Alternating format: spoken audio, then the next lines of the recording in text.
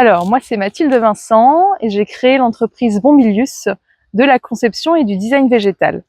Et l'idée, c'est de proposer un paysage qui va être surtout verdoyant et que le jardin soit surtout un accueil pour la biodiversité et puis un havre de paix et de bien-être pour son occupant. Il y a un attachement à tout ce cortège végétal qui existe sous nos latitudes, qui peuvent être très bien adaptés au niveau du jardin. Dans les nouveaux aménagements, il y a des essences que même moi je ne connais pas.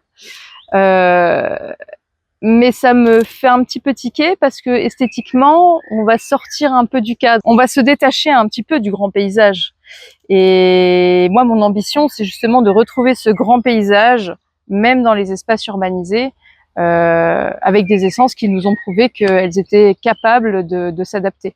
Je pense que le changement climatique va nous faire vivre des extrêmes. On le voit déjà autour de nous. Dans tous les cas, il faudra continuer à planter des arbres et surtout éviter de couper ceux qui sont déjà là depuis très longtemps. Malheureusement, je vois passer dans certaines communes, pour un arbre coupé, 3 ou 4 autres plantés.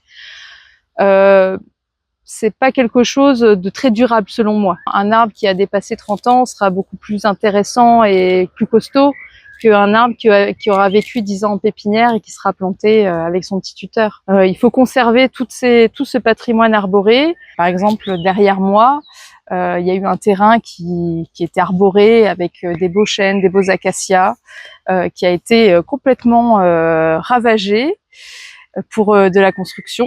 Eh bien, ce terrain-là, aujourd'hui, c'est un désert. Et ça, c'est quelque chose de hyper grave, en fait. La terre n'est plus tenue. Et aujourd'hui, il faudrait vraiment une législation pour éviter ça. L'arbre est essentiel.